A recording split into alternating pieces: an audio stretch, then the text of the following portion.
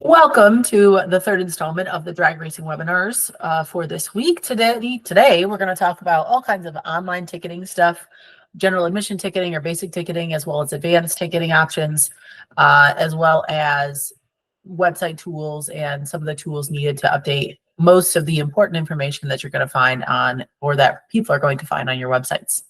So as always, we're going to use our simulation track, our fake track, quote unquote, called Your Favorite Track. Again, this is just a simulation for us to use, and it isn't actually a place. So again, we're going to talk about tickets. There's a couple different ways you can get to tickets. Excuse me, I'm going to show you both ways, so Jay, you've got an idea of how you can get to tickets, whether it is to modify an existing ticket and or to create a new ticket for an event. One way is easier than the other, depending on what it is that you're trying to accomplish. So to get to your ticketing stuff, you either could use this ticketing tab over here on the left-hand side.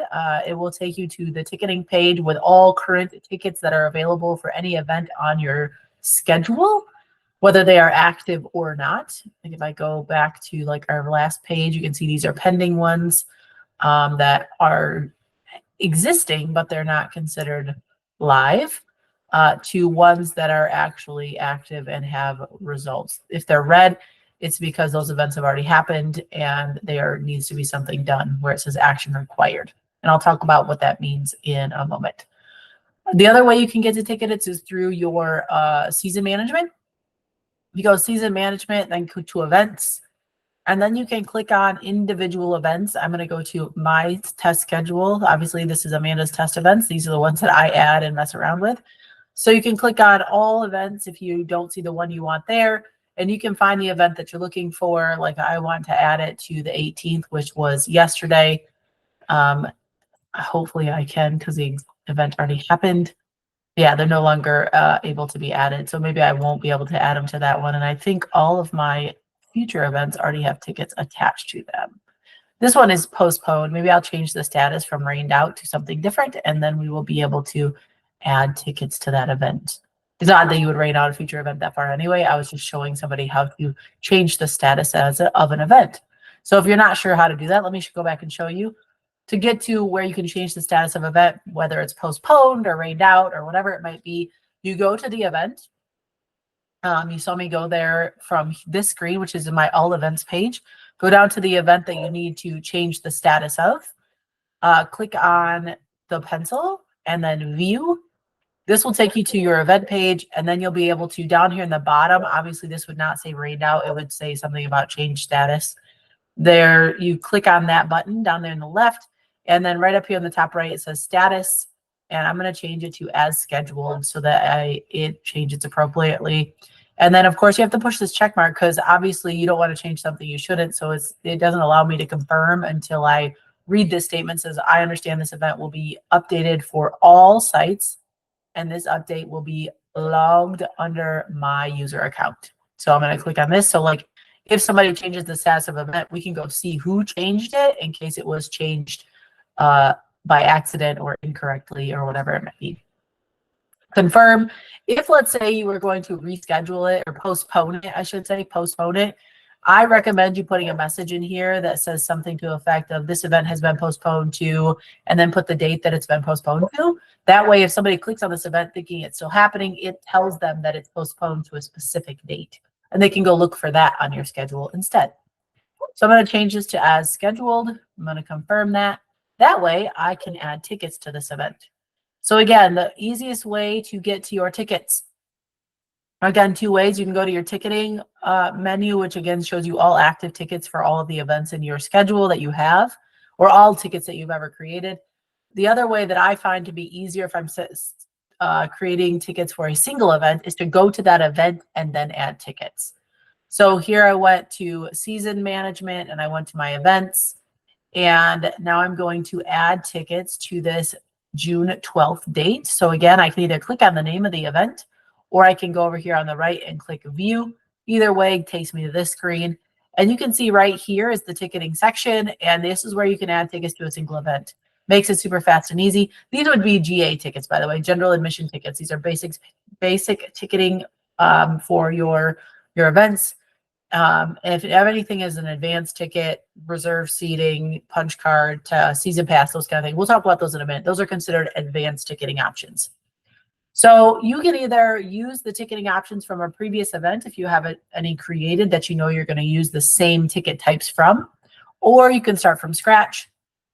Starting from scratch is not very cumbersome or difficult. So if you don't want to try to scroll to look for an event, because we have a lot of them in here.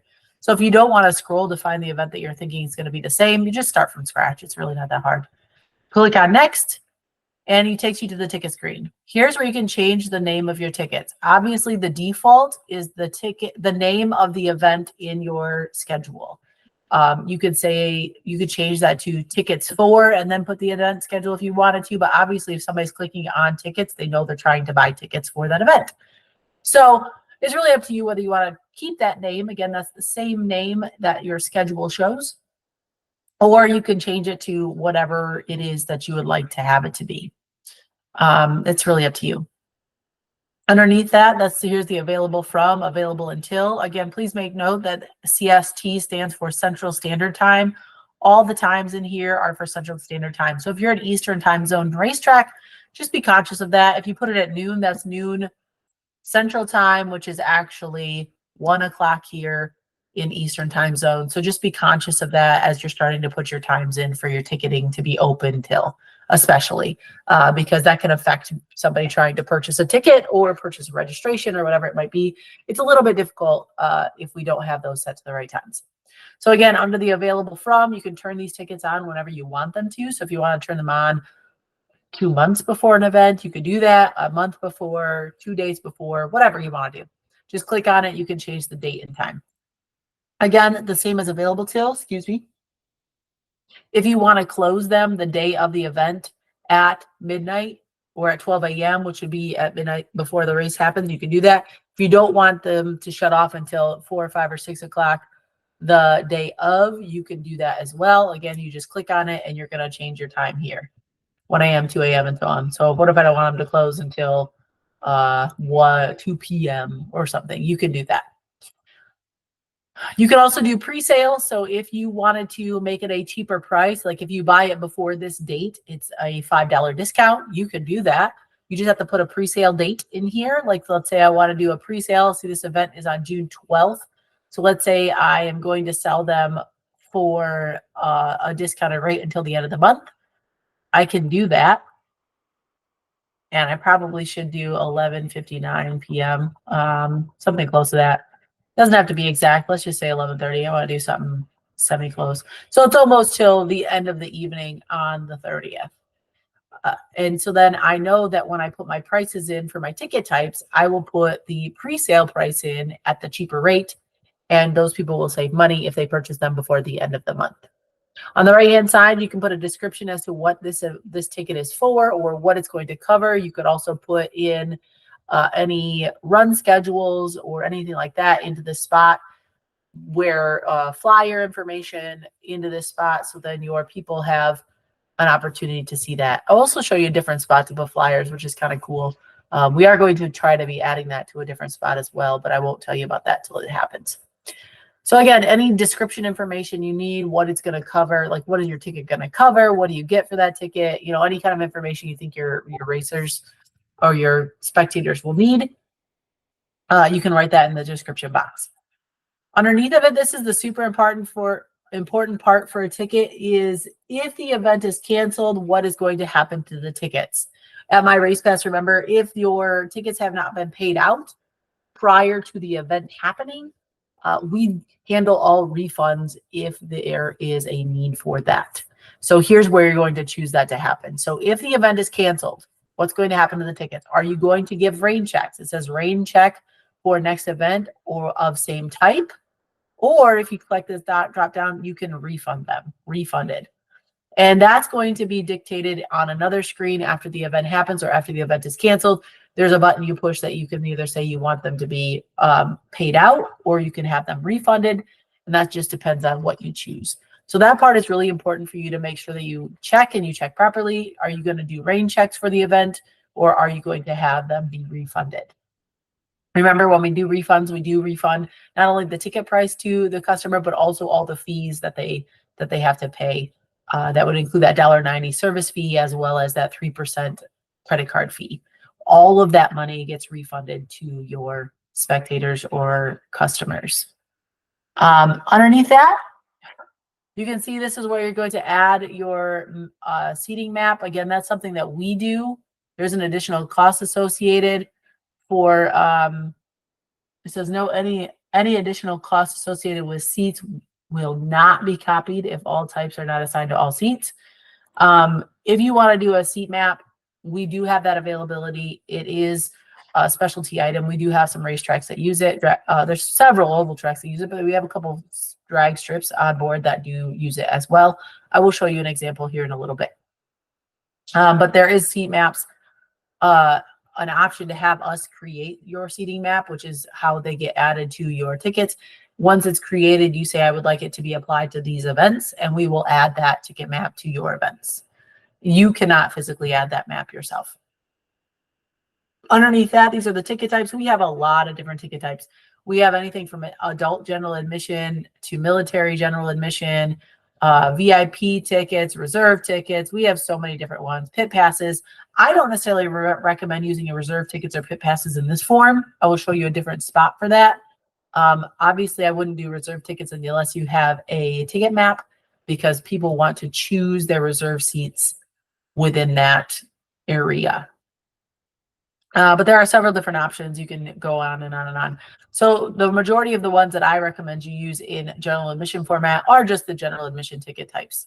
If for some reason you don't have one that falls in here, let's say you want to do a different general admission, like a teen general admission that might be separate from a kid's, you could do it as a student general admission, or you could go down here to like these special 1, special 2, and you could change the name to teen general admission. Sorry, I'm trying to look at my little screen. Okay, and you could change that to that type, and you could then use that as one of your ticket types. So in order to add a ticket type, you have to find the ticket type you'd like. Like I want to do adult general admission. I'm going to leave that as the name of it. You have to put a quantity in here in order for tickets to be applied to that event. If you do not put a quantity in here, it will not apply your tickets, and you're going to have to do this all over again. So please make sure you put in a number available. If you don't know, put in a number that doesn't exceed your seating capacity, but will allow enough people to be able to purchase adult general admission tickets. So I'm going to put in 1,000 because it doesn't matter to me. And then here's where I'm going to put a price of the ticket. It's $25 if they buy it at the gate for a single day, or buy it ahead of time, but after the pre-sale date, after the end of the month. Because remember, I put a pre-sale date in here. So $25 after the 30th. Before the 30th, I'm going to call this a $20 ticket. So your ticket will be on sale for $20 until the end of the month, and then it will raise the price automatically to $25.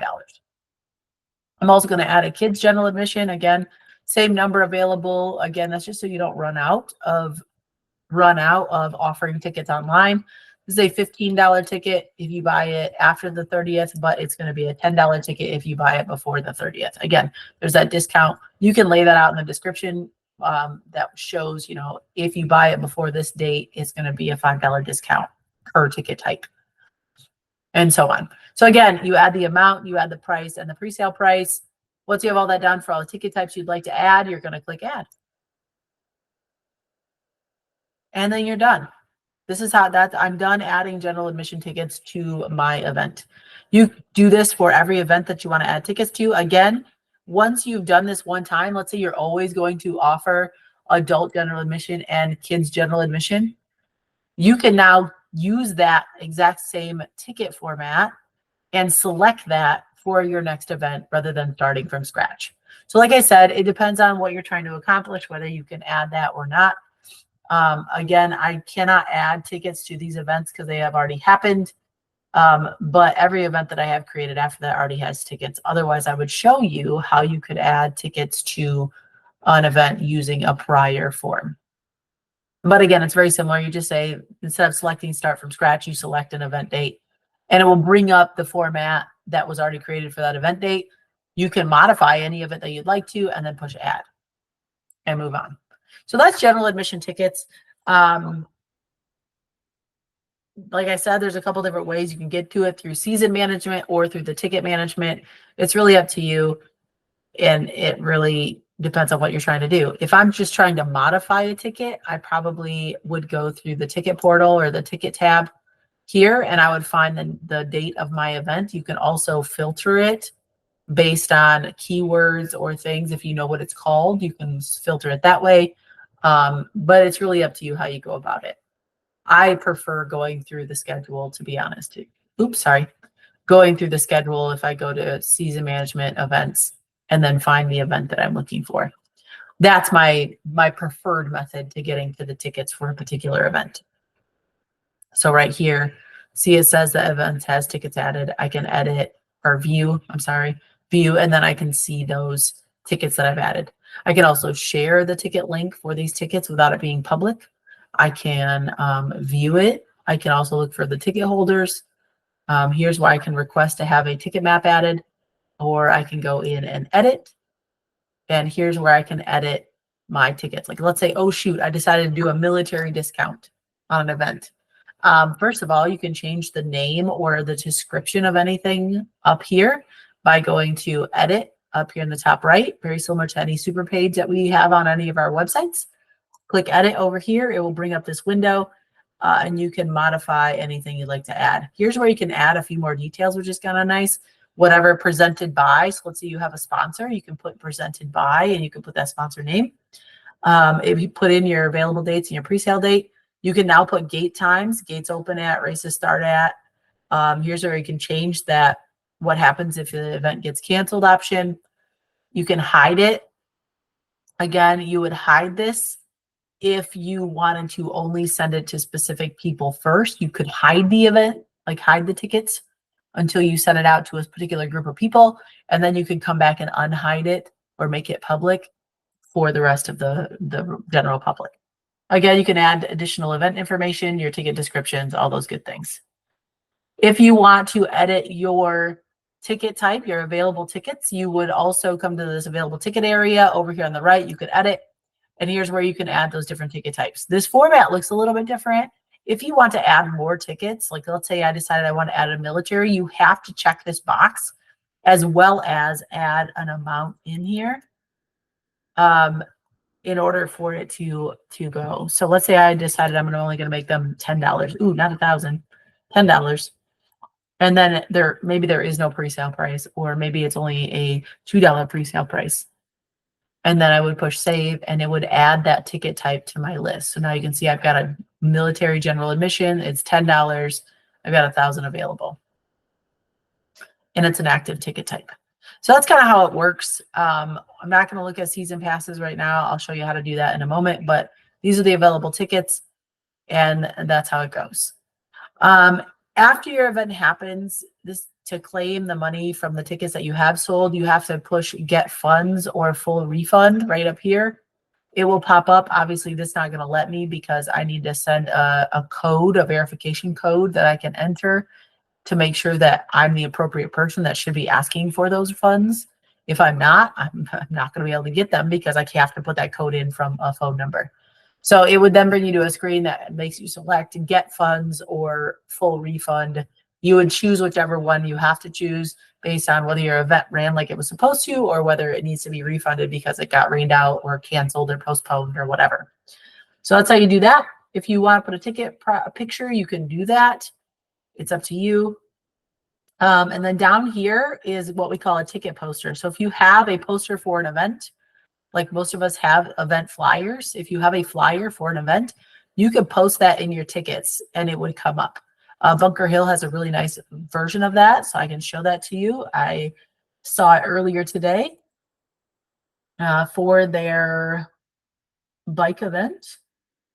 Let me see if I can find it again. I apologize. I should have had it opened and I did not. There it is, the Motorcycle Mayhem. If I click on tickets for this event, it will open up the available tickets for this event. But if I scroll down, here is the flyer for that event.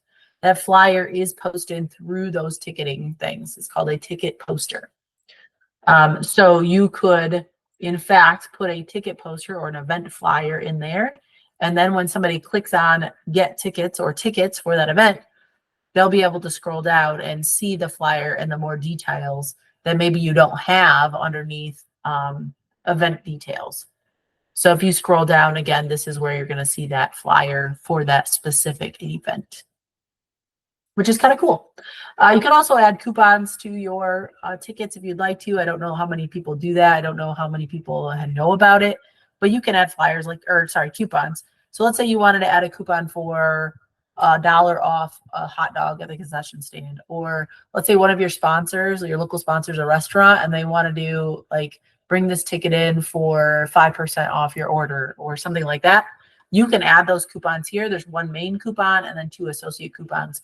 Those would show up on the ticket that your customers would receive via their email. So that's kind of how the general tickets work. There's a lot more in Decide Tickets that we're going to talk about in a minute. We'll come back to the screen probably a couple times just to show you a couple of things. But I do want to move on to packages. Packages are kind of nice if you have a multi-day event. I know that there are some people who put packages together for a multi-day event. We have one particularly that I can think of that's a very popular event called Chaos in the Cornfield that happens at Eddyville. Eddyville has what we call a ticket package, but I'm going to click on packages. So this is from the ticketing menu. And then I'm going to click on packages. Packages would be like if I wanted to do one price for a multi-day pass. So you get one barcode that's going to cover multiple days. Actually, you get one for each day. You get a barcode for each day for however many days are in that package. So if I wanted to do a package for a 3-day weekend, let's say, I would click on add package, add ticket package, and then I would have to name that package. Okay, so let's say this is webinar ticket package. Again, you could name it whatever your event name is, probably is a good start with package on the end, probably, so that they understand it's a package deal. You also can set your available time. So it's available from until this time. Again, you could stop selling these packages early if it was a pre-sale package type of thing. You could stop selling them whenever you'd like to. I would probably put that in a description. Like these ticketing packages are available until, so please make sure you purchase them early or something like that. Give some urgency to it. Maybe more people will buy packages because they are probably going to be discounted. So once you've got your available days and times, add a description if you want to. Again, it says events and ticket types will be added in our next step. So I'm going to put add, pardon me. And you get these validation errors at the top because we haven't completed this package yet. Pardon me for 1 second.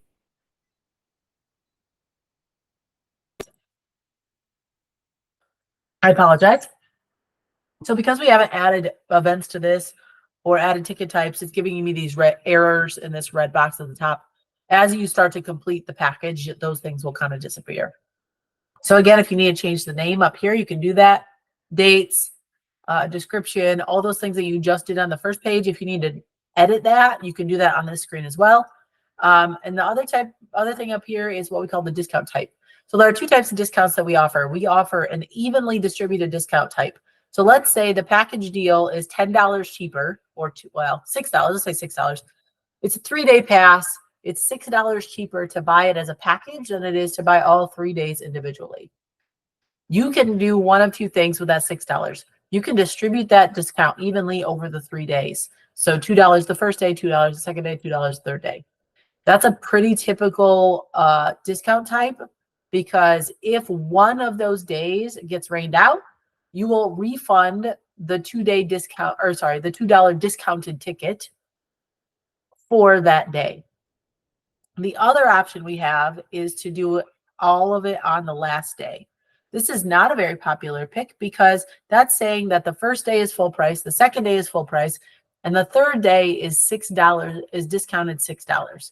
If I refund that one day, I'm gonna be refunding way more than what the actual ticket was for, because that ticket was $6 cheaper on the final day than it was for the other days. So it's kind of a interesting distribution. I'm not sure why people would choose all of the discount to be on that last day, but some people do. I recommend doing the evenly distributed discount. That way every day is discounted the same and you don't have a problem with refunding tickets in that manner. Underneath that, obviously active and not listed. Those are two options that you're going to have to choose or not choose. Active means once you've got your package set up, you have to check active in order for it to be visible for people to purchase online. If you don't check that box to be active, you have created a package and it's just sitting out there in no man's land and nobody's going to know about it. And then nobody can purchase it. But if you choose active, you can also click on this not listed. There is a pop-up that says, if it's checked, this package will not be listed publicly and only available via a direct link. This is kind of nice, again, if you're trying to share this package to a particular group of people before you make it public. Maybe it's people who purchased packages last year, or it's your sponsors you want to offer the packages to first because maybe you only have a set number of packages. Those are the kind of things that you would do if you wanted it to be not listed. You only want that to be sent to a specific group of people for now. And you would then view the package, send them that specific URL. That would take them to a spot where they could purchase this package. If they don't have that specific URL, they'll never be able to see the package. That's what not listed does. Down here, we have to add events and ticket types. We're going to start by adding events. In a package, you get to choose what events are included within that package. So if I click on add events, I can choose the available events for this package. So as you can see, I've got some April dates, I've got some May dates, I've got August dates. Whatever dates are available in your system will show up on this list. Now, the only way they would not show up on this list is if they do not have GA tickets already created for the event. You have to have single day general admission tickets available for the event in order for it to be included on a package. Okay, that doesn't mean you actually have to sell those single day tickets. You can make those single day tickets inactive, but they have to be created on the event in order for your event to be used within a package. Okay, if that's confusing to you, please reach out to me. I will help explain a little better. But again, you have to have GA tickets created for the individual events that you want to be included in the package in order for them to show up on this list so you can use them in a package. So again, click on the events. I'm going to do some weird combo of stuff just because I know that I've already got some stuff. Actually, I'm going to click on these ones. I don't know if these are drag racing events or not, to be honest. So I'm going to choose the 22nd, 23rd, 24th. I'm going to create my package with those three events. Save. And now those three, those are all drag racers. Those three events are included in this package. So when somebody purchases this package, they're going to get a ticket for the 22nd, one for the 23rd, and one for the 24th. All three of those tickets will be included in this package. Down on the bottom, it says if any selected event is canceled, the package will no longer be purchasable. So let's say you are approaching the event and the 22nd gets rained out. People will not be able to buy this package because it's not a complete package anymore because the 22nd got rained out. If they've already previously purchased this package, then we'd have to talk about refunding the 22nd, and the 23rd and 24th would still be active available tickets. But they won't be able to buy the package if one of the days is canceled or for any reason. I don't know what toggle pricing does. Oh, that just shows you what the pricing of the general admission tickets are. Underneath that, we're going to add those ticket types. So I'm going to click add tickets. You can't add tickets for any ticket type that's already created on the individual day. So I'm going to click adult and kid. And because it was 25, let's say it's 2020, so it's usually $60. I'm going to make it a discount and say that it's going to be $45. I'm going to give them a $10 discount. Actually, there aren't any kids ones available. So I think if I try to add one, it's going to give me an error, but I'm going to try it and see what happens. So that's a $25. If I say I save, see how it says invalid ticket types will not be visible to the public. That's because there's no kids general admission on the individual days. So again, if all your ticket types do not appear on your individual days, you cannot include them in your package. So I'm just going to make this ticket type inactive. I wonder if I click add, if I can remove it. Nope. So now it doesn't show up anymore. So instead, I'm just going to make this uncheck the active box. That way I know that that ticket type is not going to show up. It's still going to give me this error because I've got it on the list. Okay. But it's not active, so it won't show up anyway. And underneath of it, obviously, it shows you what you've given them. If you've given them a $15 discount, $5 per day, essentially, is what I did. Again, you can do this $5 overall. Whatever you do want your discount to be, that's on you. That's up to you completely. So now I've created my package. I added my events. I've added my ticket types. I've saved it. The last thing I have to do, because right now this is not going to be seen by anybody, is to check this box that says active. Once I check that box, I push save in the bottom right. Now this will be active on my website. So if I go over to my website, I'm going to go to, there's buy tickets up here in the top right. Again, your ticketing might be somewhere. It might be listed up here in the top, like I think Bunker Hills.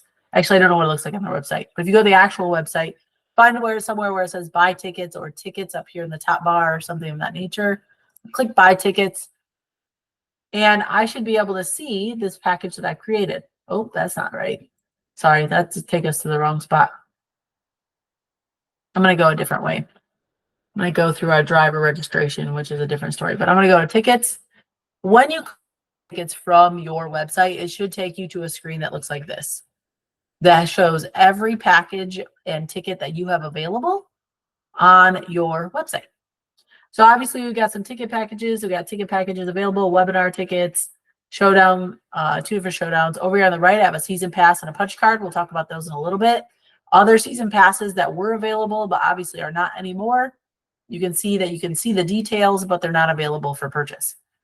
So now I've got this webinar ticket package. If I click on that, say get package, here's where I can add my package to my shopping cart and I can buy it as a spectator. So I would click how many I'd like, add to cart, and it would show me underneath of it. Now this is prompting me. Oh, this has got other stuff in it that I've put in here before. So obviously my number is very skewed. Let me dump these stuff out of here so I can show you what it looks like if I add them to there. So here's where I'm looking at it. I've got a $45 ticket package price plus a $6 fee. That's because it's $1.90 per ticket. And then on top of that, I have over here, I've got that service fee. That's that 3% from your credit card companies. So the total price that I would have to pay would be $53.04. So it's a little more than, obviously it's like, what, $7 more than what I was originally going to pay for the $45 because of the fees that are included in that price. Okay. Underneath of this, you can see what events your ticket package covers. So you're good to go. If I say clear, and I'm going to go back to this other page.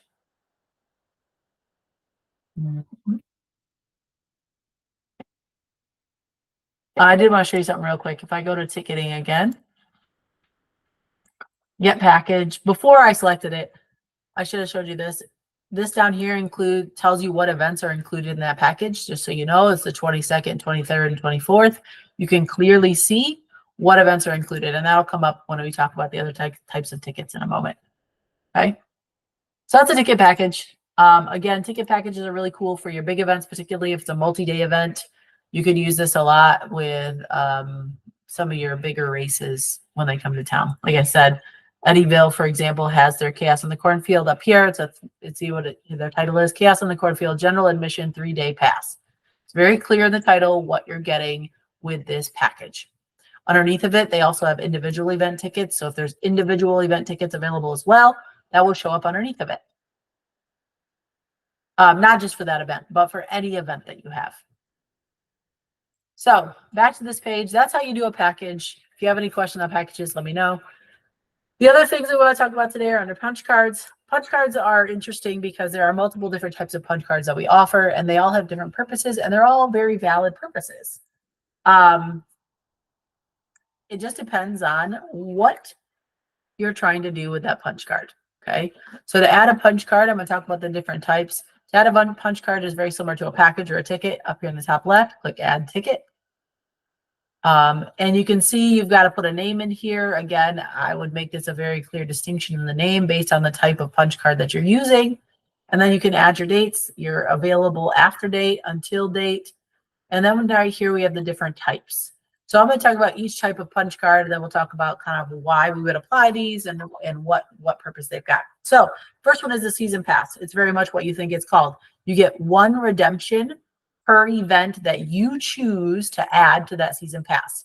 So my vision is to use this for like a crew pass for the year. Like, let's say you want to put a crew pass together for the year that includes every bracket event that you have to offer.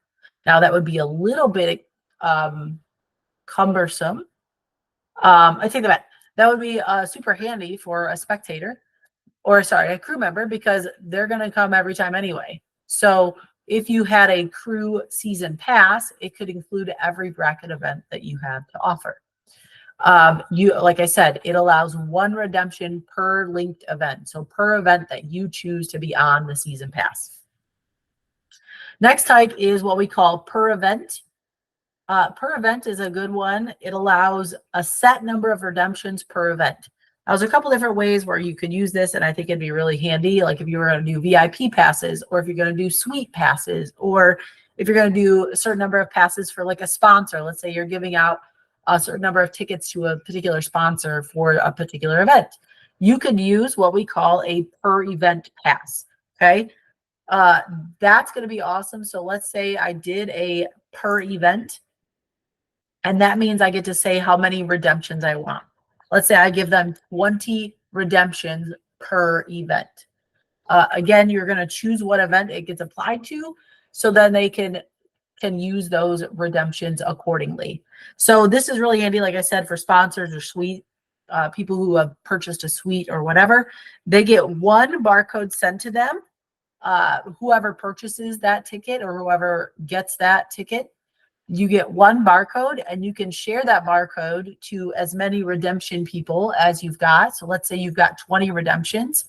If I purchase a ticket, I'm going to keep one, and I'm going to send that barcode to 19 other people.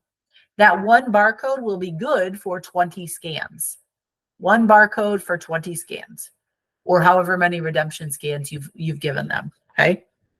So you get to choose the number of redemptions that you give out. The customer, this does not work, however, with any reserve seating. So it does for GA only. It's for general admission only. So it could say in the title, like you could do a punch card for just your sponsor. So this could say Lane Automotive VIP suite passes. And then that's what it's going to be redeemable for. And you get to choose what event it is applied to. So that's kind of how per event passes work. You could also do this if you were going to do like a family pass. You could do this for like your number of redemption could be 4. So you could say this is a family 4-pack where you get 4 tickets for that event, and you get to say how much that package or that punch card is worth. You could add the total number up and make it one amount for those 4 tickets. You could give them a discount. If they're going to do a family 4-pack, you could give it a discounted price. That's up to you. It gets determined by you as the track. The last type here is going to be what we call our total punch. Total punch is quite the opposite of per event. It's very similar to a season pass, but they get to choose how they use it. So a total punch, it allows a set number of redemptions total, not limited per event. So I could say for a total punch, it's similar to like a book of tickets that can be used at any event. So let's say I purchased a book of tickets to like a local minor league baseball team. I get 40 tickets, and I get to use them whenever I want to. Yeah, I could use all 40 at one game. I could use 1 ticket over 40 games.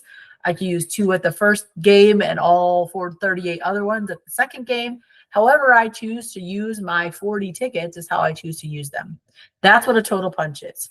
So if I change this to total punch, I'm going to say like there's a total of 20 punches. Now, again, they can use all 20 of them at one event, or they can spread that 20 out over however many events are linked to this punch card.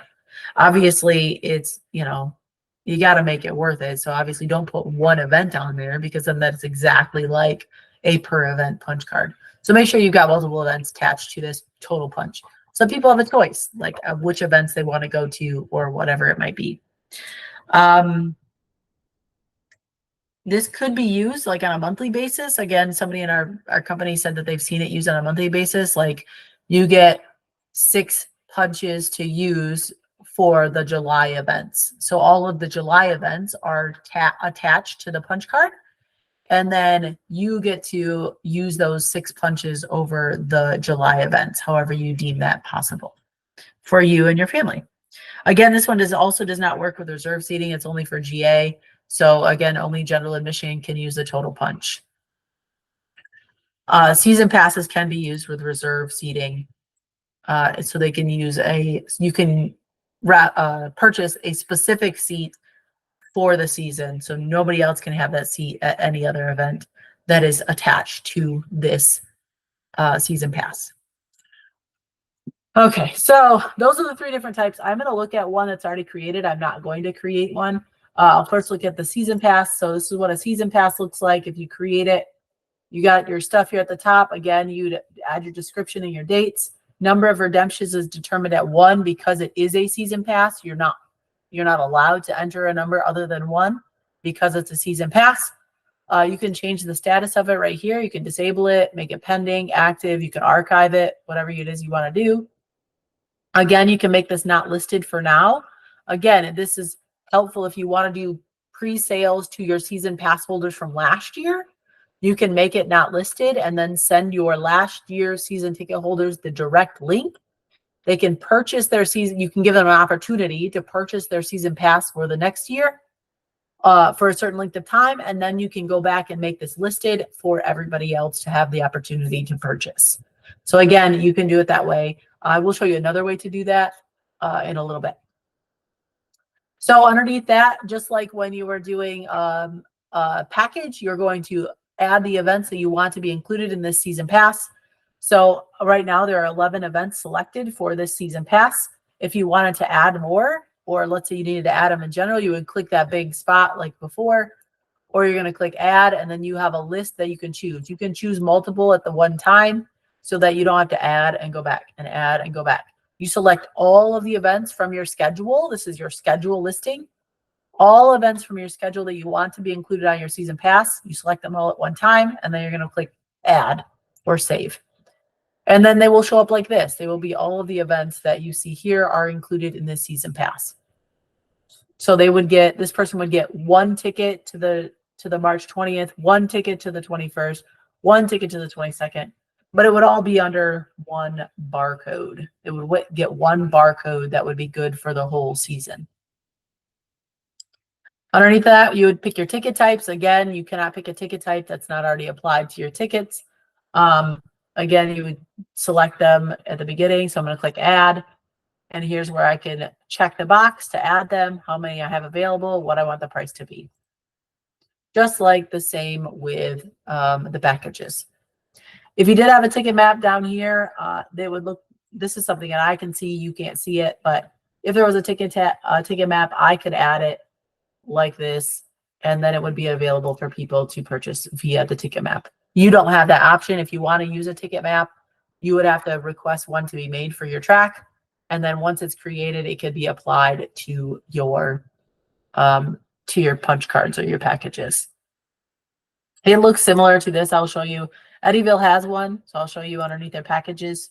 I didn't show you this before, but if you click get package, if there is a ticket map attached, it would look something like this.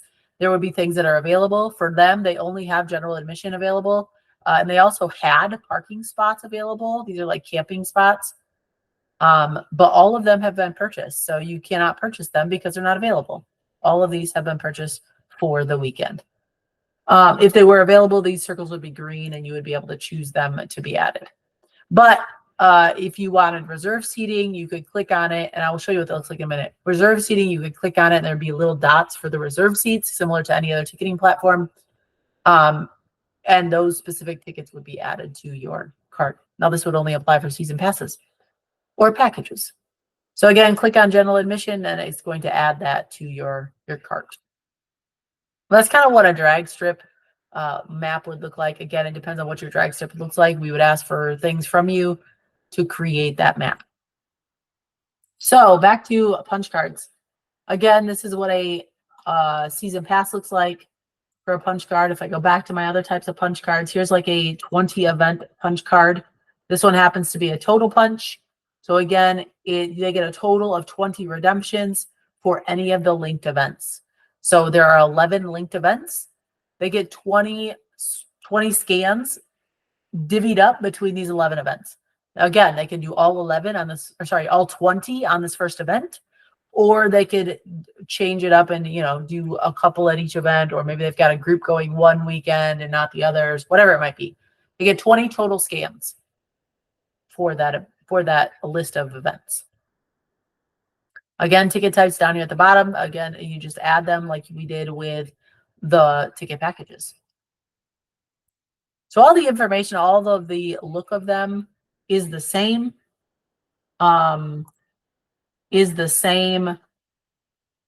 Formatting, no matter if it's a ticket package, a punch card, anything, they all have the same kind of format.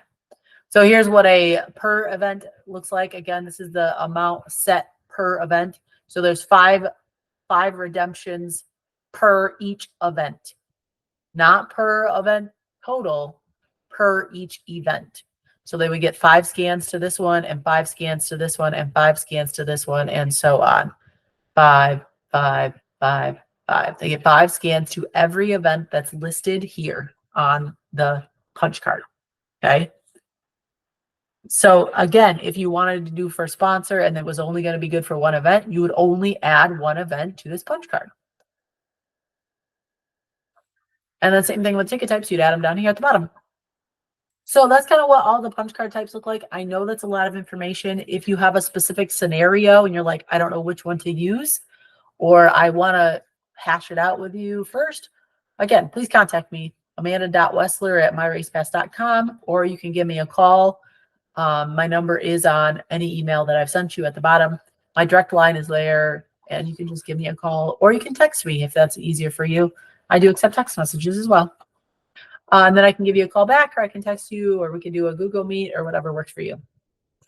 So that's all the different types. As for the ticket maps, I know that I keep talking about ticket maps. If your ticket maps is a thing that you'd like to try and use in your racetrack, there are a lot of different reasons to have a ticket map. The biggest being that it's really nice if you're going to do any reserve tickets. I recommend you use a ticket map, especially for your big events like your Night of Fires or your Funny Car Chaos, or whatever it is that you have as a big event in your facility or at your facility, Midwest Drag Racing Series, all of those. I recommend doing a ticket map because it's going to make things easier for selling tickets to those reserved areas if you have any. If another really good reason to use a ticket map, and I stress this a lot, and I don't know that anybody truly understands yet, but I know that a lot of tracks already sell reserve pit spots to your bracket racers. We can do reserve pit stops on the ticket maps, just like you saw in the Eddyville map, how this is for like camp parking. You can do the same thing in your pits. You can sell reserve pit spots in your pits. And again, you can make it not active for a certain length of time to allow your previous pit spot holders to purchase their same spot again. Again, I'll show you how to do that in a little bit. And then up till a certain date. And then after that date, you make them active for anybody. So again, that is something we can do. I know that trying to collect money from people for the reserve pit spots has been kind of cumbersome for a lot of drag strips. And I really think that using a ticket map with purchasable reserved pit spots will make your life a lot easier, because they go on and purchase it, pay for it, and then the money gets sent directly to you. And you don't have to worry about, hey, don't forget to come in and pay, or don't forget to send me a check, or whatever it is. It becomes a lot easier if you do it this way. And then you also have a good way to track how many pit spots you still have available, which can be really nice and handy as well. I will try and show you a oval track one that also has, maybe a minute. I will try to show you an oval track one that also has a really good pit spot map. But I really think that that's going to be handy for pit spots.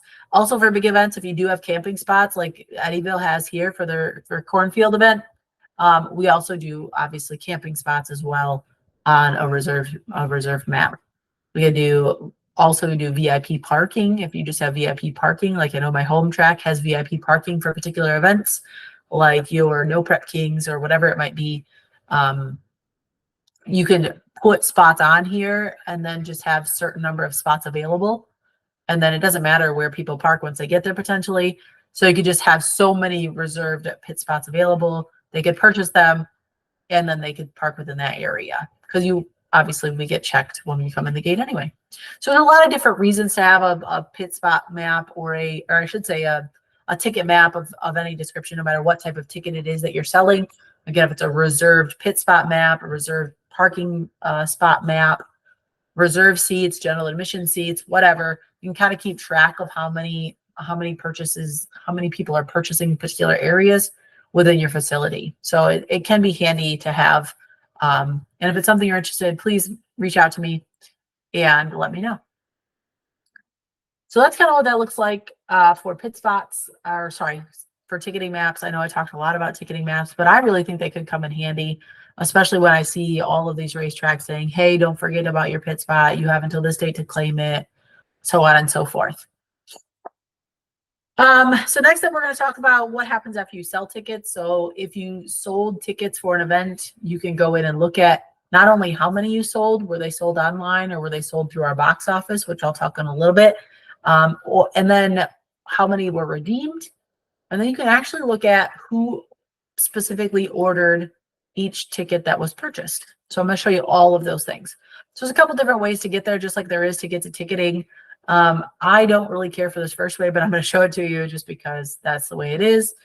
If I click on customers, it could show me what customers have purchased.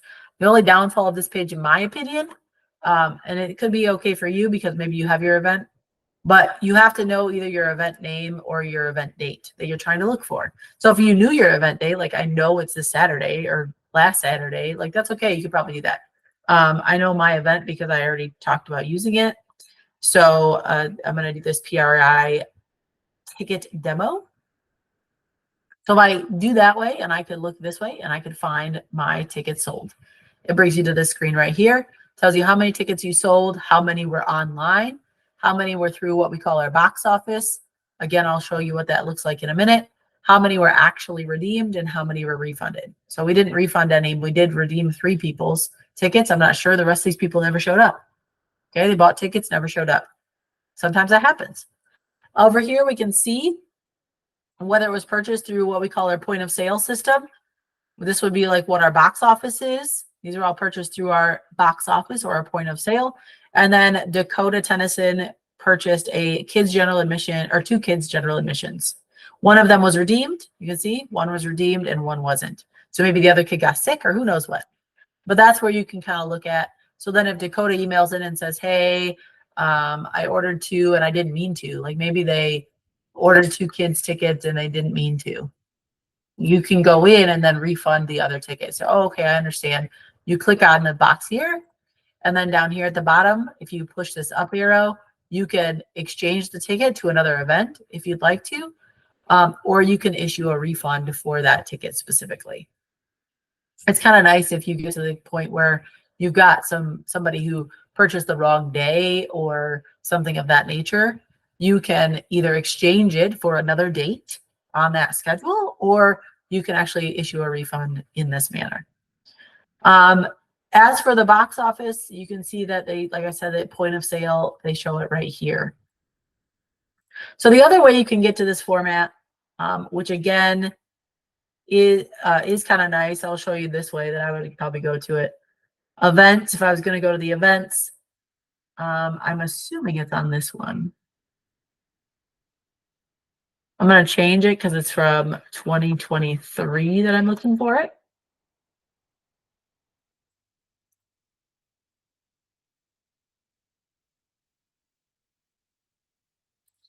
And it's in December.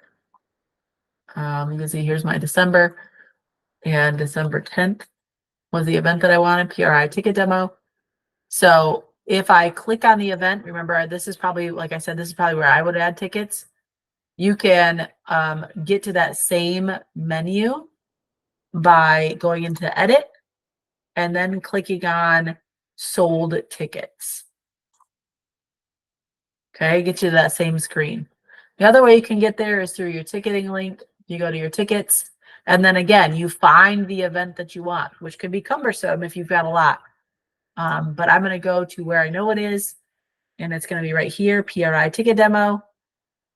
Again, if you push sales, it's going to take you to that page as well. So there's multiple ways to get to this ticket holders page.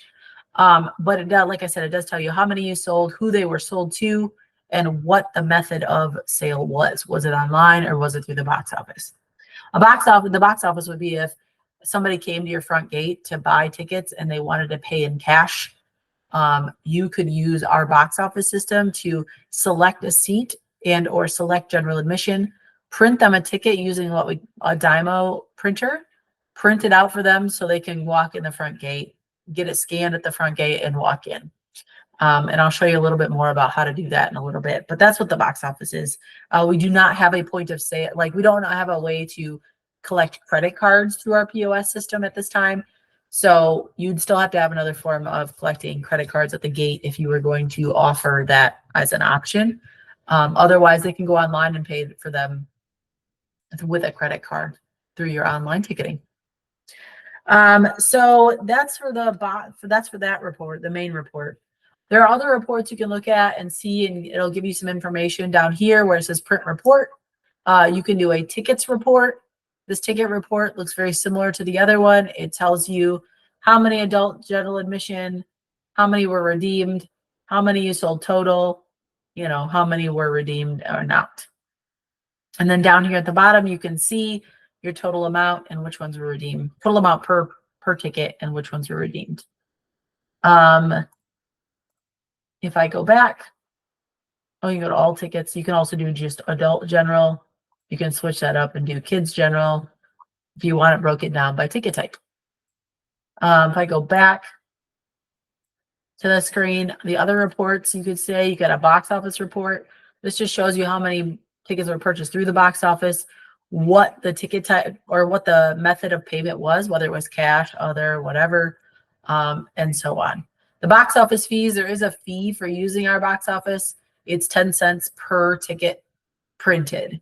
So per ticket purchased or printed. Okay.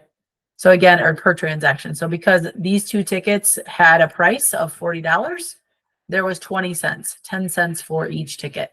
The other ones, with these three, because they didn't cost anything, there was no box office fee attached to them. That's the box office one. Again, up here, it tells you what the form was that you got paid. The next report would be what we call our customer report. Again, this just tells you how many different customer names as well as their address if you collected that. If it was through the box office, you may not have collected an address. If it was online, you would have collected an address as well as their emails. So if you need to get a hold of somebody for any reason, you've got their emails right there. Last one is what we call the sales audit report. This is kind of nice if you're trying to keep track of your financial information, and how much money you should have coming in and out. Obviously, because some of ours are quote unquote fake tickets, all of them are fake tickets, but because our track is not real, this data doesn't make sense for what we're going to actually collect at a racetrack. But obviously up here, it tells you, your total adult admissions and any fees that are attached to it through your box office. And then down here, it tells you your printed ticket, your ticket types and all that. This is your sale. Obviously, payable would be what you're going to pay us.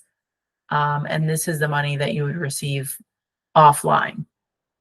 So obviously, these numbers don't make sense or add up because it isn't real.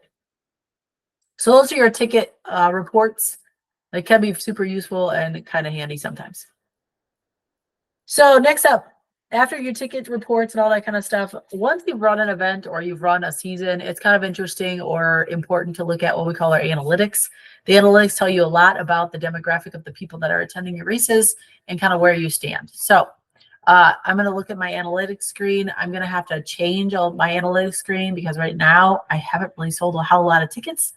So I'm going to go back to like last year potentially. I'm just going to click back to last year. It's going to be easiest. This top part is what we call a heat map. The heat map tells you where the concentration of your tickets are being sold at or where they're being purchased at. You can see that we have some concentration out here in California. We've got some mostly in Nebraska, and as well as in some of these other areas. So your heat map obviously might look a lot different because you might have a very large concentration around where your track is and maybe some smaller ones just outside of that. This heat map obviously is based on the people who work at My Race Pass because we're the ones who purchase the tickets for this racetrack, quote unquote, this fake racetrack. So the concentration is a little bit different. But you can see where the majority of your tickets are coming from. And you can zoom in. Obviously, if you zoom in, you can see very specifically what where the concentrations of tickets are coming from specifically. You can dive in pretty deep to see, you know, like what counties they're coming from, what zip codes they might be coming from, those kind of things. It's just an overall general heat map. It gives you an idea. Oh, we do have some in Florida also. Look at that. It gives us an idea of kind of like where people are purchasing from. Tells you how many tickets you've sold total, how many unique customers. So even though there's 26 unique customers, those 26 people purchase a total of 675 tickets. So that means, you know, each one purchased more than 100 tickets or whatever, or, you know, roughly 100 tickets. So there's that information. That's what it means by total unique customers. That's not the total amount of people coming through your gate. Obviously, that's 675, or hopefully, but there's 26 unique people that purchase tickets. So most people purchase more than one ticket at a time. There's 9 different unique zip codes for our tickets that we have, and the furthest traveled would be like 1,362 miles away. Underneath that, you have your top cities. You can see this is a very even distribution based on where they're purchased from. So you can see what cities are more popular for coming to your race versus which ones aren't. If there's a bigger chunk of the city right near you versus further away or whatever it might be, you can see what your top cities are that come to your racetrack. Underneath that, you can see the distance that they've traveled to get to your racetrack. This is kind of good information if you're going to talk to your city about some kind of marketing or it helps you market your races, or if you want to talk to your city about maybe some kind of grant for tourist interests and that kind of things, because you can show like, hey, we're pulling a lot of people from over 200 miles away to come to our races. So, you know, maybe we can work together at creating a tourist plan or something like that, where you provide us some money to do some marketing and those kind of things. So there can be a little bit of useful information in here pertaining to getting sponsors or getting help or those kind of things, or it helps you understand where you need to spend most of your marketing focus. Underneath that are the purchase dates. Do people purchase really far out, 21 plus days from the event, or they purchase day of? Like, when do most of your people purchase their tickets? That is also helpful. So you can kind of judge when your highest flow is. It might also help you with doing some pre-sale stuff. Like maybe I should make it a pre-sale for a certain length of time, and then so on and so forth. Underneath that, you can do purchase prices. What type of purchase prices are the highest? Purchase types. What types are the most common? Adult. Are there more kids coming to our races? Are there more adults? So on. Your genders. This is only important or interesting if it's the actual, or because right now it's only the actual people purchasing those tickets. In our case, there are more men purchasing these tickets than females. That's because at My Race Pass, there are way more men that work here than females. So that's just the purchaser's gender, not the gender of all the people coming to your gate. And then here's your age demographic. Again, this is just the age of the people who are purchasing your tickets, not the age of people that are attending your events. These are the age of the people that are purchasing the tickets. Again, good information because, you know, obviously you want to target to the audience that's actually going to come to your races, right? Tickets sold by event. You can see which events are your highest sold tickets and which ones may not be as great. As well as in this format, you can see maybe based on the number of classes, how many ticket types, how many are sold. Like when there's more classes, do I sell more tickets? You know, you could make some kind of correlation through all this data. So there are a lot of different data pieces that you can get in this analytics. I think it's super interesting, especially when it comes to top cities and purchase dates, as well as purchase types, because that helps you figure out maybe some kind of deal that you can run for student tickets or for something like that. Maybe if you run a student ticket deal, you're going to get more adult tickets because students probably aren't going to come by themselves. They're probably going to have their parents with them or whatever. Okay. So there's a lot of different things you can get from this that'll really, really helpful in the long run. I'm just looking over my notes, make sure I don't miss anything.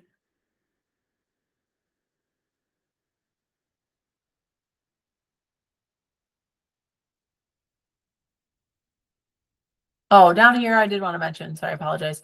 Down here, if you're looking at some of these events, like this event's a pretty highly attended event. This one that has the most tickets sold. I can go here and I can look at event analytics specifically to see like more specifically at this event, how, like, what is my age range? What is my gender distribution? Those kind of things. You can also do ticket holders. So let's say you want to target these 24 people for next year because they obviously attended this year. So if it's a big event, maybe I want to do it next year as well. I can look at the ticket holders and I can send ticket information to just these people, like a pre-sale, like, hey, don't forget to buy your next year tickets for this event. It's available until, and then you could give it a date and stuff before you put it out to everybody. Okay. Next up would be those pass lists. This is how you're going to do those until things that I keep talking about. So let's say you do have a season pass or something of that nature. You can go in and create what we call a pass list. A pass list is going to be a way to block off a seat or block off a section or block off a suite or block off something for a reserve ticketing map or to comp tickets. Let's say you want to have 20 comped tickets for this particular person. You can do that through what we call a pass list. So the way you're going to do that is you have to create a multi-event pass group. Now, it doesn't necessarily have to be a multi-event. It can be for one event. It doesn't matter. As you can see, like this one says 5/5/23 ticket demo. If you create one, you add one, you give it a name.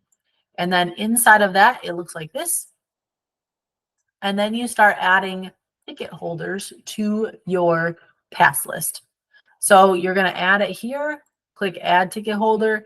Here's where you're going to put in the ticket holder's email. So this is something you would have collected from them when they purchased their ticket or they purchased their season pass or whatever it is. So let's say that I had reserve seating specifically for a big event in 2023. And I want to offer those seats to the 2023 ticket holders from last year first. I would go in and I would add the ticket holder's email address and I would add their name. And then I would add the specific section, row, and seat that they reserved last year into these three spots for as many tickets as they purchased. So if they purchased 3 tickets, I would put their name 3 times and I would put the section, row, and seat for each individual seat they purchased. And I could add more if I needed to. Let's say this person bought 10 of them or whatever. And then I could do what they call generate reservation code. This code is going to allow those ticket holders to purchase your tickets that are unavailable to the public. So if I generate a reservation code, that seat will be blocked off and only available for this person to purchase for that event next year, or for that event for whatever date that you've got gives an expiration date for. Okay, so again, if I were to use this, I would use it particularly for season pass holders or big event reserve ticket holders. Those are the people I would probably target using this pass list. And I would mark off or reserve that seat for them using a generate reservation code. And then once I've generated that reservation code, they would be able to go on and purchase this specific seat using that code that they have. And then that seat would be reserved for them forever until that reservation code is used or until the reservation expiration date is met. Okay. So I could put this out as soon as I turn the tickets on. I could come in here and say, and I'll look at his specifically, but I can go in here and say, this is Chris Krug's email address. And I would say ticket holder is Chris Krug. He was in section B, row 10, seat 8. And then I would generate a reservation code. And it automatically gives you this reservation code. You would send this to your customer. And they would have the opportunity to use that specific code when they go to purchase this ticket again, and only they would be allowed to get that specific seat until their reservation date is reached. Okay, if I check this, I could say edit email or edit expiration date or whatever. I can also print an event pass report that would tell me how many pass holders I have and what events or what seats they are supposed to be getting in a reservation for. So there's lots of different things you can use for this pass list. If you have any questions about it, let me know. You can use it with or without a ticket map. So let's say that somebody did a general admission and you want to allow them the opportunity to buy those general admission tickets again. You can still use the pass list to send them a code and they would be able to purchase one of, maybe it's a small number, like one of 25 or whatever. So that's what pass lists are for. I know this is taking a really long time for us to get through the ticketing stuff, but there's a lot of stuff in our ticketing platform, and I want to make sure that you understand how to use all of it or any of it. That way, you get an idea. I already talked a lot about ticket maps. This probably is not visible to you because this is a developer side, but ticket maps, though, like I said, those are all internally built. So we ask for like aerial views and drawings and all sorts of things to describe your ticketing situation, or your grandstand, pit spots, those kind of things at your track. And then we build that map internally, and then we ask obviously for you to approve it, or and those kind of things. Again, reasons you'd have one: if you want camping spots, reserve seating, general admission, pit spots, pit passes. We don't really use pit passes in drag racing, but if there was some reason you needed a pit pass for anything, fan parking, those kind of things. I just show you Eddyville's. Eddyville is kind of a fan parking situation. You were to reserve specific parking spots for your VIP or whatever it might be. Last thing I'll talk about tickets before I talk specifically about box office really quickly. The reason that so the reason I want to talk about tickets is because if you don't have online tickets available for your racetracks, you're really doing yourself a disservice, because a lot of people, especially my generation and younger, will look to see what's happening based on your website and based on how I can get tickets to that event or how I can get tickets to that thing. So really, if you don't have online tickets or you don't have a way to tell people how to purchase tickets, you're really doing yourself a disservice. So again, we really highly recommend that you have a very professional and updated website. Updating your website is one of the most important things because people don't know what's happening. They might think you're closed. Okay, so having a website with a schedule that shows gate times, start times, those kind of things is super important so that people know what's happening at your facility. The other thing is to either have online tickets or have a very specific description that tells people how they can purchase tickets. Do I have to purchase them at the gate? Can I use cash? Can I use cards? What is going to happen when I get there? Because if somebody comes to your gate and they don't know that you're a cash only facility, they're going to be super frustrated because they were not prepared, because your website did not inform them or your social media did not inform them. Whatever it is, wherever they're looking for that information, I would recommend your website and obviously the MRP app. If it doesn't tell them how you're going to purchase tickets or if you have online tickets available, they're more than likely not coming to your race. So again, you want all these fans to come, especially the general public fans, because most of those people don't know about racing right now anyway. If you've got your diehard fans are coming no matter what. They either know how to get tickets or it doesn't matter to them. They're going to buy tickets when they get there. They're coming regardless. But if you're trying to get new people, obviously a very, very detailed and updated website and a way to buy online tickets or a description on how to purchase tickets is super important to get those new people to come to your gate. Last thing we're talking about tickets real quick is under the tools tab. I talked a little bit about box office. The way to get to your box office, let's say you do choose to use our box office systems where you print tickets at the gate for people to use to get scanned to get in, is under the tools. So if you click tools, you've got the box office and the ticket redemption. I'm going to talk about both of them very quickly in a very fast manner. There is a small per ticket fee. Like I said, it's 10 cents per ticket. and you can go in, you can sell reserved or general admission tickets through here. The nice part is if you're selling online tickets, especially online reserve tickets, I recommend you use your box office tickets as well, or our box office, because those two will talk to each other. So you can't oversell the same seat. So let's say you sell it online and you don't use our point of sale or don't use our box office, you don't know that seat got purchased and you might try to sell it again. So make sure that you use our box office, especially if you're using reserve seats, because you don't want to oversell a seat and have some frustrated and upset fans. So click on open box office. It will pop up a new window. Underneath the box office, you have a lot of different options in here. Automatically, it's going to show up with all of the available tickets for your racetrack, okay, for your facility. Ticket packages are at the top, then your punch cards, and then underneath of that are all other individual day tickets, okay? That's how it's broken up, no matter what's available. If you click on current event, it will take you to the day you're racing and or the next available day that you're racing. Obviously, April 20th is the next race on our schedule. We don't have one for the 19th. So the 20th is the next event.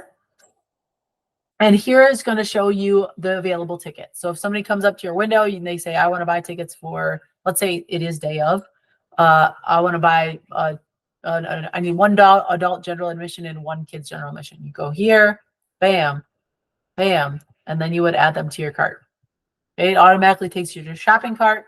If you need to purchase more tickets, you just go more, and it will take you back to the window where you need to purchase more tickets. Okay. If you need to purchase them for a different event, that's where you're going to click on that all tickets. And then let's say they said they want some for the 20th, but then they also want some for the 21st. You're going to go, okay, sweet, open. And here I can add my general admission. I can add my kids, and I can add to the cart. It will now show 4 tickets, 2 adults and 2 kids. Okay. Again, if you want to buy more tickets for either one of those events, it will show up here. Otherwise, you go back to all tickets and so on. That's how you get them into your shopping cart. Okay. The next thing I'm going to talk about is pass orders. This will help you if, let's say, it's kind of like a will call window, I guess. If somebody has a ticketing issue, let's say they deleted their ticketing email by accident and they don't have the My Race Pass app, or they're trying to get their ticket scanned at the gate and it's not working. Something's happening with it. You can go into past orders and you can look up that person's past orders by name. So let's say I'm going to put in my last name. Notice it says last name. I can type in Wessler and I can search, and you can see that Amanda Wessler has purchased 2 different tickets. And you can see that there's 3 items in this one, and this transaction, and there's 1 item in this transaction. If I click on that, it will show me specifically what she purchased. Okay. If I click on it, it's going to tell me specifically what she purchased. And then if I need to see, like she's saying it won't scan, I don't know why, you can say, oh, well, Amanda, you bought it for, you know, the 27th and today's the 28th. So you bought the ticket for the wrong day. So we can then go through the process of fixing that. If they need their tickets reprinted, like they lost their tickets, they don't have them, whatever, you go to view. It's going to bring up the ticket that they purchased, the ticket or tickets that they purchased, and you're going to print that ticket voucher. Again, if you're using our box office, we do recommend a Dymo printer that's on our website for you to print tickets on. It prints them just like a normal size little ticket. You're seeing it here big because I have my regular printer attached. But if you have the Dymo printer plugged in or attached to this, it will obviously print it on the Dymo size printer paper, and you would push print and it would print out your ticket like so. It looks like this on that little printer ticket. Okay, again, that helps if somebody's lost their ticket or whatever. So again, print past orders, customer last name, or you can quick link by current event. We don't have any current events, so this is going to be the closest to our current event that we're dealing with. Next up is the shopping cart. Like I said, if you've already added tickets, you can go directly to your shopping cart. This is what it looks like right now because I put all these tickets in here. If somebody's going to purchase the tickets from the shopping cart, you could ask for their email and their zip code. This will only help you with your analytics, especially the zip code part. Email is nice if you want to target these people again next year or whatever it might be. If you put in that email address, it will be helpful for you later. Then you're going to click on the type of payment received. And cash, credit, check, other. Again, this is just going to help you keep track of how many people buy with cash, how many people buy with credit card, how many people give you a check, which I hope you don't typically do that. And then it's so on and so forth. Then you would complete the order. Completing the order here is just going to send you to that print page. And it would do the same thing as like it showed in the past orders. You complete order, it's automatically going to pop up a window with all of their tickets in there, and you're going to print them out on the Dymo printer and hand them to the customer. I'm not going to complete order because this is $75, and so forth. Okay. If let's say they decide not to buy, all right, clear it and it's empty again for the next person. Go back to current event and so on and so forth. All right, last thing on this window for the box office is the redeem tickets. You can get here this way. You can also get here this way, open redemption portal. It's going to take you to the same exact screen. You can see that those are identical no matter what you're looking at. So under this screen, under the redeem tickets, once you're on the redeem ticket screen, you're going to click on the date that you would like to redeem tickets for. So click on redeem. It's going to bring up this window. The cursor will automatically and always stay in this barcode box as long as you don't click out of it. Okay. It's automatically going to come there. And then if you don't click out of that, it's always going to stay in that box. At this point, you can do one of two things. You can either type in the barcode that's on the ticket, which I think is a very long and cumbersome way, or you can connect a Bluetooth scanner to your computer and it becomes a scanner to this screen. So you scan, and then scan, and so on. It'll automatically redeem them when you scan them. You can also do the redemption process through our app. So you can turn your phone, you can turn your cell phone into a redemption scanner, and it will scan your tickets for you just like it would scan a picture or anything else. You scan it, it would move on. You can do that with your cell phone. The other thing, and a lot of people in our company use it, is you can open up the redemption window in the MRP app on your cell phone, and then you can Bluetooth connect a scanner to it. There is one we recommend. So if you want to know what it is, I can send that to you. But you Bluetooth hook up a scanner to your cell phone and you can scan tickets using that Bluetooth scanner, but it's redeeming them through your phone. As for who redeems them, I recommend that everybody who works at your ticketing gate or at your ticketing counter or whatever it is, get their own permissions to be a ticket redemption person on your profile. Those ticket redemption people can only access the box office and the ticket redemption process. They can't access anything else. They can't do anything with your website. They can't do anything in your backside at all other than redeem tickets. It's really nice for each person to have their own individual login because if something happens or something goes wrong, you can automatically see who was the person that scanned that ticket and try to figure out what happened or what the problem was.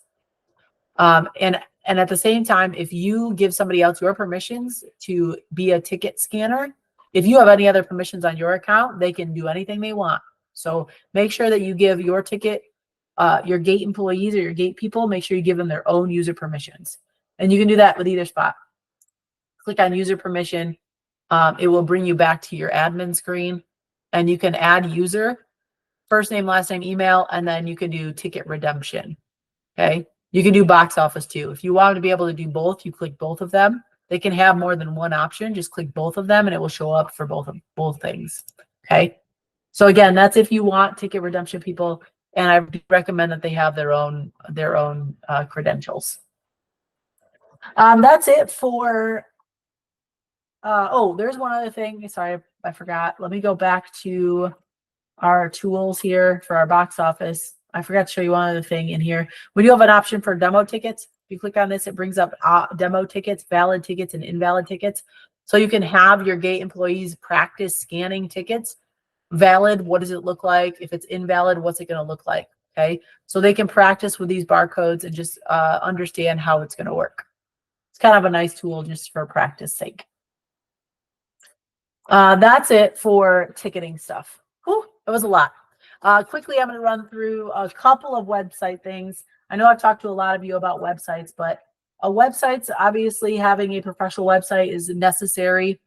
And it's good when it has necessary and up-to-date information on it. So to edit anything. Oh, so if you want to know if your website's going to accomplish the goal you want, meaning it's going to answer people's questions. Think about what types of things fans typically ask. If I was a fan, what would I need to know? If I was a fan, where would I look for it? You need to have those answers and have those areas on your website. I apologize. If you lost my train of thought. Oh, if you pretend you're a fan, you want to have those areas and those answers on your website. Otherwise, you may lose fans or spectators because they don't know where to find that information or, anything like that. There's a lot of reasons for why that might happen. Okay. So that has to do with websites in general. The 4 basic things that I think you're going to have to update on your website fairly regularly, or at least once a year. I say fairly regularly, especially when it comes to schedules. Sorry. The 4 things are your schedule, your news, your points, and your photos and those kind of things.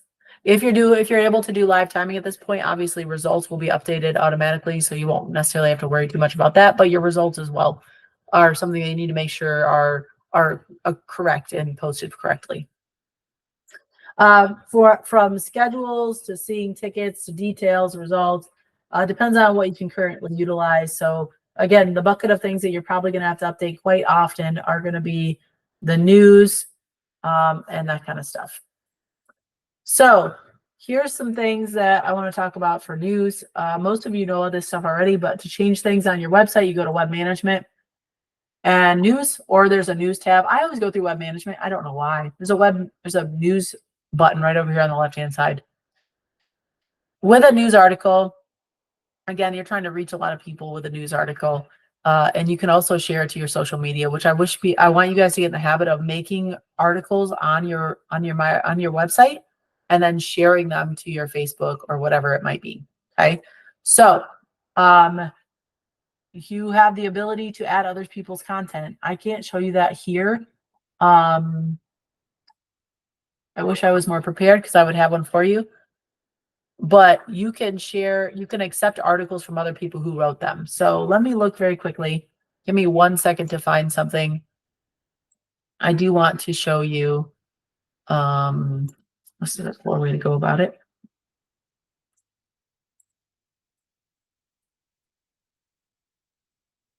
Give me 1 second.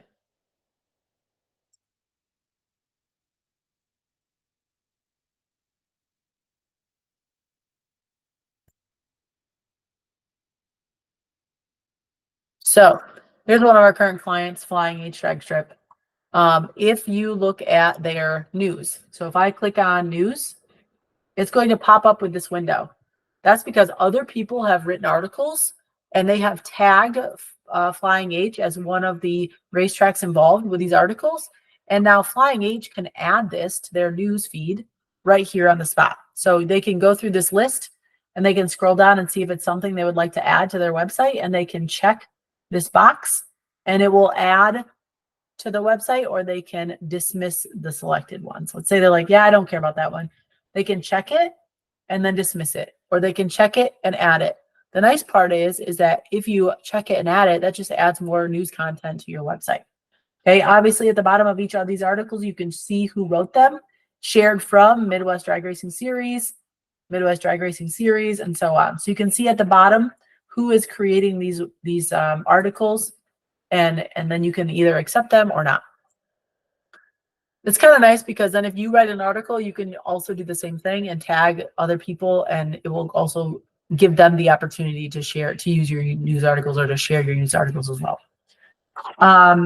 So if you're going to go in, I'm going to add news. Nope, not on that one. That's not mine. I'm going to add news here. There's a couple different things that I want to look at. Obviously, you all know how to do a heading and the date, all that stuff, your body. Over here on the right hand side is a little bit of what I want to talk about. If you want to tag things, obviously drag racing has to be tagged as the type. So if you search here, you can select drag racing as the type of racing. You can also tag drivers. Let's say this is a synopsis of an event, like event wrap up or whatever. You can tag your winning drivers, your runner-up drivers, whatever, you can tag them. If they have a My Race Pass profile, they can accept this news article onto their profile as well. And then they will get that, that spread of news to other places as well. Underneath that, you can tag tracks. Obviously, my track, our fake track is tagged there. You can also tag other tracks like Midwest did if it was some like a collaboration between tracks or whatever. You can also tag series. If a series is traveling to your track, you can tag a series within an article. The cool part is if you tag an event, so let's say you're going to tag a specific event, like let's say it's Eddyville and they wrote an article about the cornfield, the chaos in the cornfield. They can write an article and then they can search for the events that are on their schedule. Give it a second to pop up here. Maybe. There we go. Here's all the events that you could add. You could select, like, say, Chaos in the Cornfield. And then when people go to that event detail, that article will show up underneath of it as an article related to that event, which is kind of cool. You can all do the same with classes and sponsors and all that stuff. The cool part is, again, is that networking piece where if you create it on here and tag these people, they can also accept it as an article that benefits them as well. Points. Obviously, points is something you have to update if you're not able to use live timing. That's another piece that's going to always be important to update because obviously we all want updated points. It's not very difficult, but I understand doing it by hand anyway, no matter where it is more time consuming than having it done automatically, obviously. So, you know, that's just something to consider, but it is something you want to keep up to date. The cool part is with ours, at least, when you're looking at points, let me look at media real quick. Yeah, I don't have anything underneath. Yeah. The cool part with points is it shows up super nice and neat. I'm going to go down to a drag racing class like here. Here's some Lane Automotive. I call it Lane Automotive. This is a couple different point series, but you can see what shows up. Their name, there's a link to their profile if they have one, their hometown, how many points they have, and then what the gap is from the leader. If you want to view all points, if there were more than 3 people, it would show all the people within that class. So points really shows up nice and neat. It's not a spreadsheet. It's not, you know, a screenshot of your points from your timing system. It just looks super nice and neat and organized when it's done this way. So that's points. Obviously needs to be updated. Photos and galleries. Photos, obviously, photos over here. You can click on photos. You can add photos. The nice part is you can add photos within photos. The first thing is to add a gallery. Sorry, a gallery within galleries. First thing is you need to add a gallery like this one. Within that gallery, you can make other galleries. So let's say you had a Super Pro gallery. Within that, you could break that down into like bracket race 1, bracket race 2, or by date or whatever. You can organize it by class. You could organize it by a date. You could organize it so many different ways. And you can nest those galleries so that people can find specifically what they're looking for. So think about how you want to organize any photos that you're going to upload. I do recommend you try to upload photos if you have access to them or if you have a photographer that comes to your track or anything like that. Upload any available photos because it's going to be really nice for people to see kind of the action that's happening at your racetrack. Think about that in terms of like, instead of uploading them to Facebook, upload them to here. And then you can, you know, tell people, hey, go check out our photo gallery at our website. Okay. Which is kind of nice and kind of cool. So again, you can do galleries. Once you add a gallery, it's going to look like this. You can add more photos to it. Upload new. If you're in Chrome, you're going to have this option to drag and drop. It's the best option in the world to me. You can drag and drop hundreds of pictures all at one time rather than 4 or 5 at a time. So that's how you kind of do that. I do recommend potentially that you put captions. So here over here, there's captions. It's difficult for visually impaired people to see or know what's going on if there's no captions related to your pictures. So if you're trying to have an auditory system read the caption and there isn't one, it kind of makes it difficult for somebody who's visually impaired. So put a small caption, especially if it's a winner photo or something like that for that purpose, but also when people click on the photo, there could be a caption attached to that. Okay, you can reorder them. You can make them larger if you'd like, obviously, and all kinds of good stuff. If you need to get rid of a picture, you select it, pick the drop down, and you can add it to another gallery, or you can remove it from the current gallery that it's in. But again, you have to select it. You can see if when it's selected, there's this green box all the way around it. Same thing with videos. The only difference with videos is when you add a video, it has to be already online. So when you add a video, it has to be hosted somewhere online before you can upload it. You can't upload it directly from your computer. So it has to be like a YouTube or some kind of video URL. You put that link in here and then it will upload to your website. But otherwise, it's exactly like photos. You can create galleries. You can put galleries within galleries and all that good stuff. The last two things, just very quickly, contact page. Contact page is super important. There are two pieces to a contact page. I'll show you what ours looks like so you can see it. Sorry, there we go. A lot of times it'll just be right up there where it says contact. So this is what your contact page looks like. This general contact is the information that people might need to get to your facility. What is the mailing address? What is the actual physical address? What's the contact phone number? Those kind of things.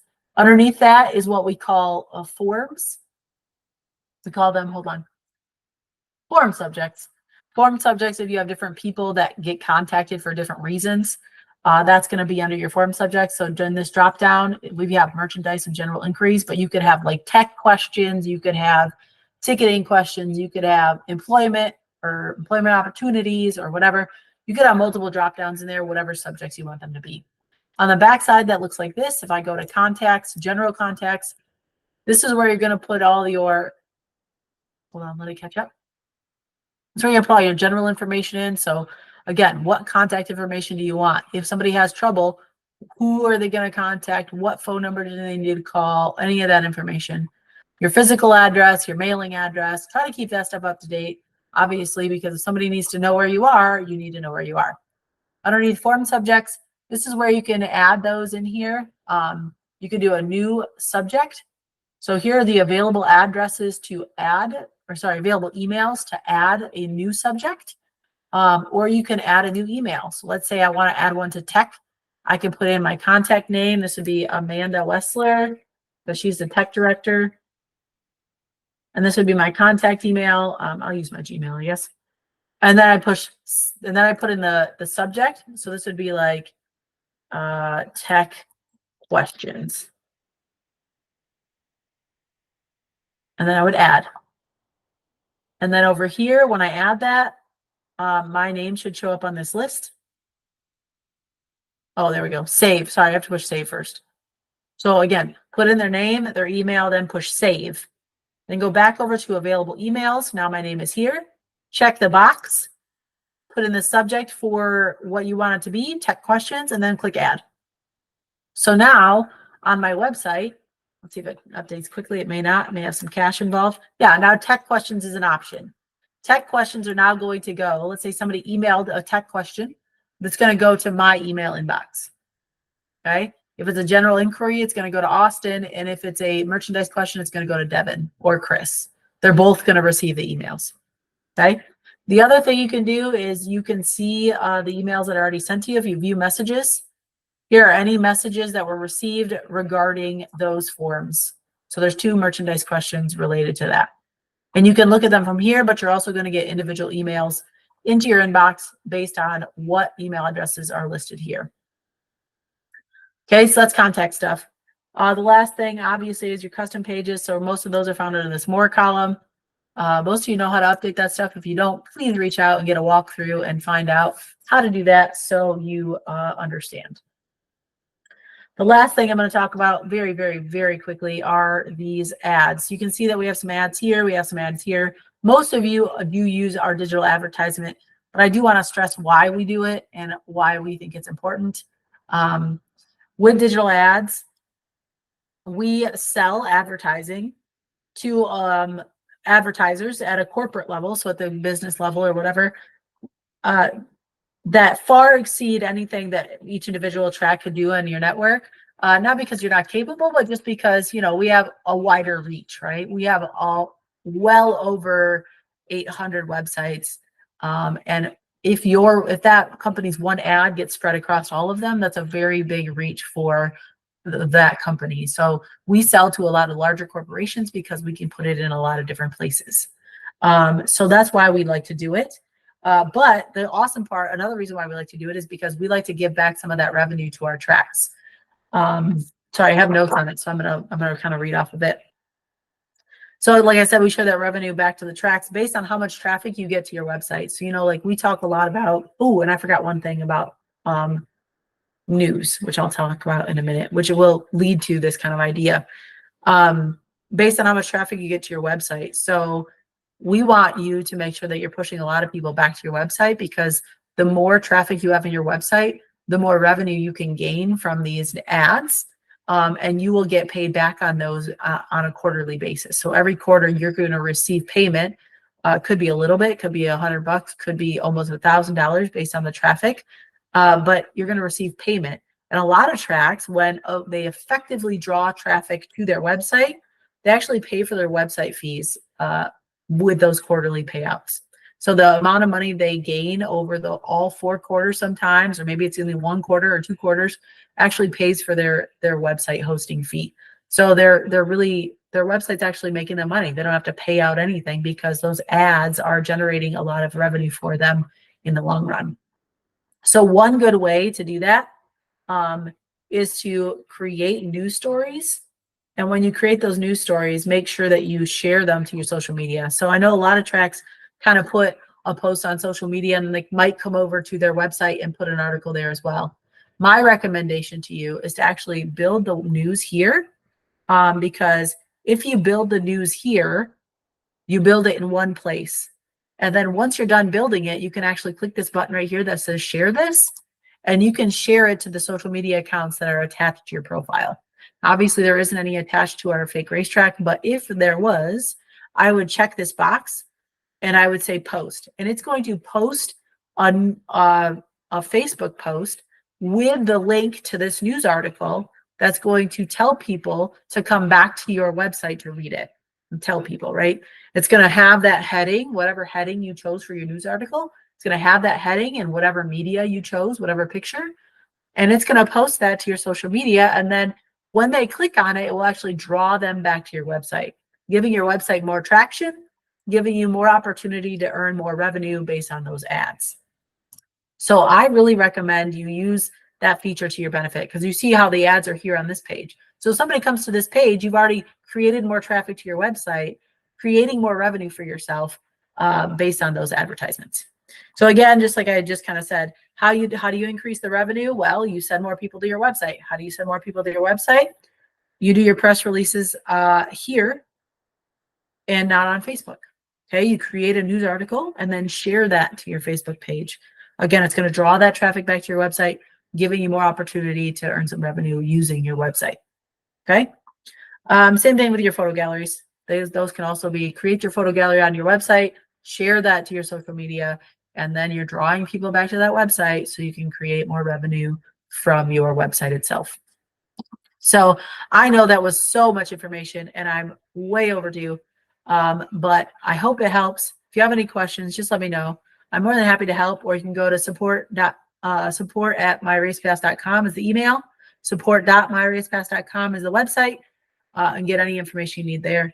I hope it helps, and I apologize at how long this was. I hope you have a great day, and thank you for being part of the My Race Pass team.